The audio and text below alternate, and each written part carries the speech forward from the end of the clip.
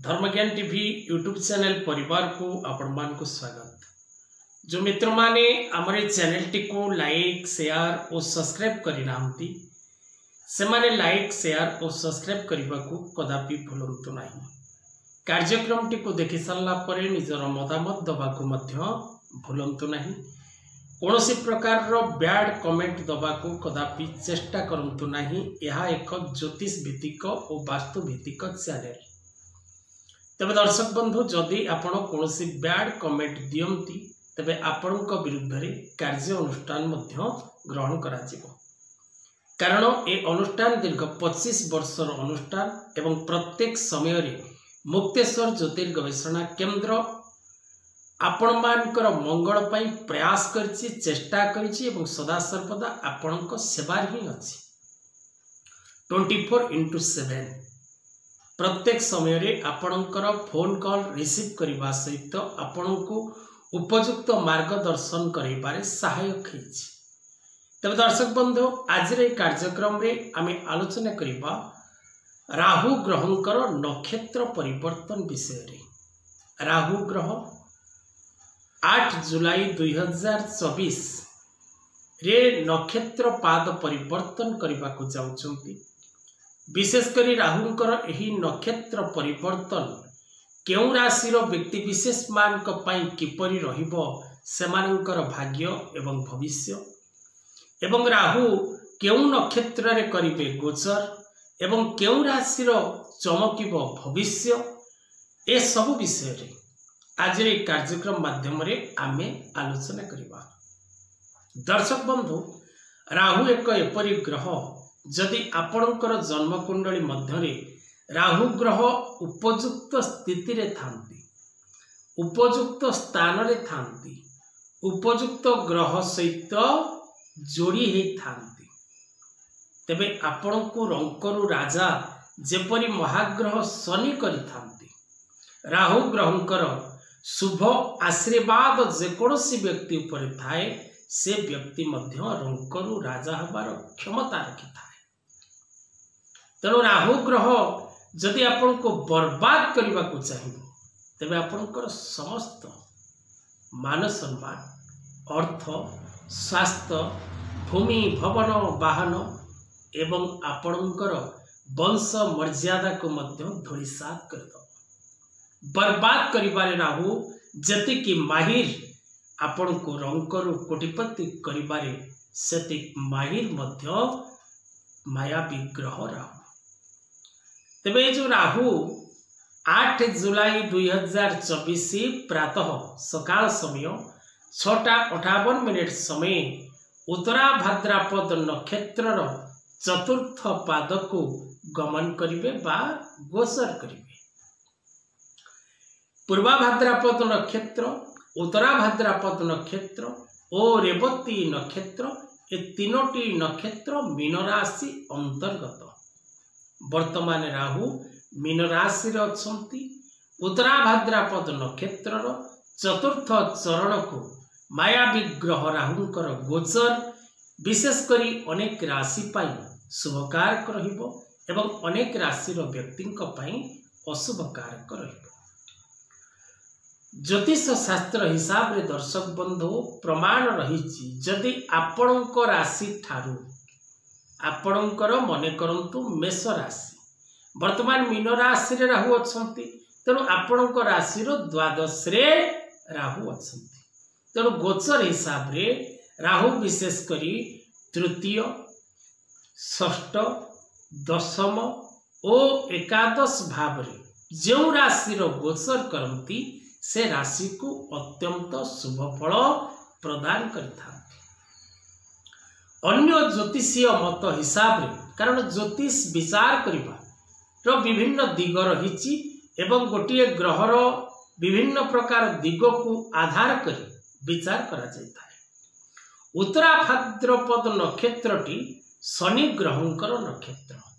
तेणु शनि एवं राहु ए दुईटी ग्रह जदि जन्मकुंडलीर गोटे स्थान रे अवस्थान करती तेबे व्यक्ति प्रायतः शुभ फल लाभ करे, प्रायतः संपूर्ण अशुभ फल मध्य लाभ करे।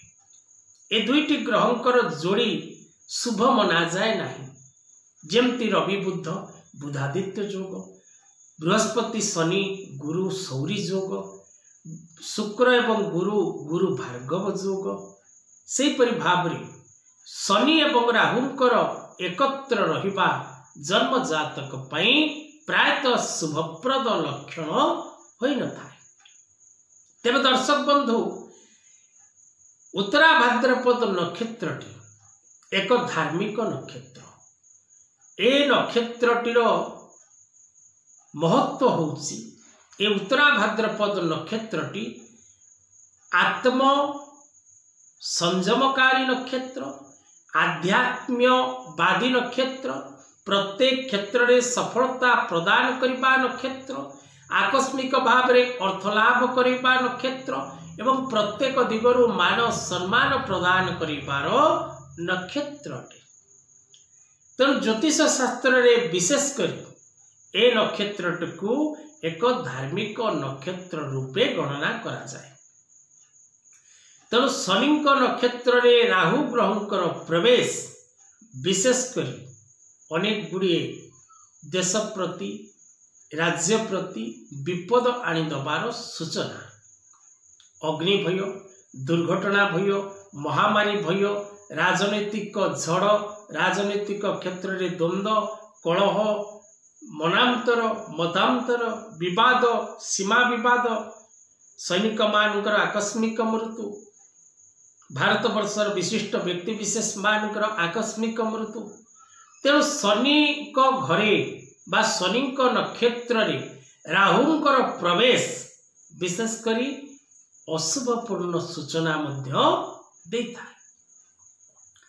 किंतु विशेष करी जो 4 गोटी राशि व्यक्ति ए राहु परिवर्तन नक्षत्र करने द्वारा 4टी राशि व्यक्ति अत्यंत शुभफल लाभ जोग मध्य रही। से राशि गुड़िक दर्शक बंधु जदि आम जानिबा तेबे विशेष करी आम प्रथम देखिबा जे वृष राशि एकादश रे रहिचंती राहु एवं मिथुन राशि 10म रे राहु। तेणु मिथुन एवं वृष ए दुईटी राशि अधिपति ग्रह जनकर बुध आ जनकर शुक्र। तेणु मिथुन एवं वृष राशि व्यक्ति विशेष माने विशेष करी अत्यंत शुभ फल लाभ करेंगे। आउ दुईटी राशि, गोटे मकर राशि, मकर तृतीय रे, अन्यटी तुला राशि, तुला राशि 6ठ रे। तेणु तुला राशि राशियाधिपति शुक्र एवं मकर राशि राशियाधिपति शनि, जो राशियाधिपति नक्षत्र को राहुंकर गमन होछि। तेणु विशेष करी वृष, मिथुन, तुला और मकर ये 4टी राशि व्यक्ति जीवन में अचानक भाव में आकस्मिक भाव में अनेक शुभ फल लाभ करिबार जोग सृष्टि होछि। विभिन्न दिगरु शुभ संवाद प्राप्ति करिवे, कर्म क्षेत्र में जश पद प्रतिष्ठा लाभ करिवे, मान सम्मान वृद्धि हब, विभिन्न दिगरु अर्थ लाभ करिवे, दूरस्थान को यात्रा करिवे, भूमि भवन वाहन लाभर जोग रहुछि। राहुंकर एही नक्षत्र परिवर्तन द्वारा ए 4टी राशि शुभ फल पाइबा सह आउ 4टी राशि मध्य शुभ फल लाभ करिवे। सेमानक मध्यरे मेष राशि, कन्या राशि, बिच्छा राशि और कुंभ राशि व्यक्ति ए 4टी राशि व्यक्ति मध्य शुभ फल लाभ करिवे।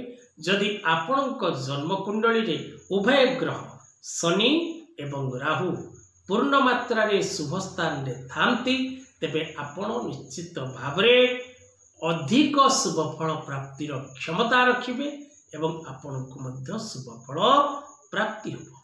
आजिर कथावस्तु को एठी रखिबा।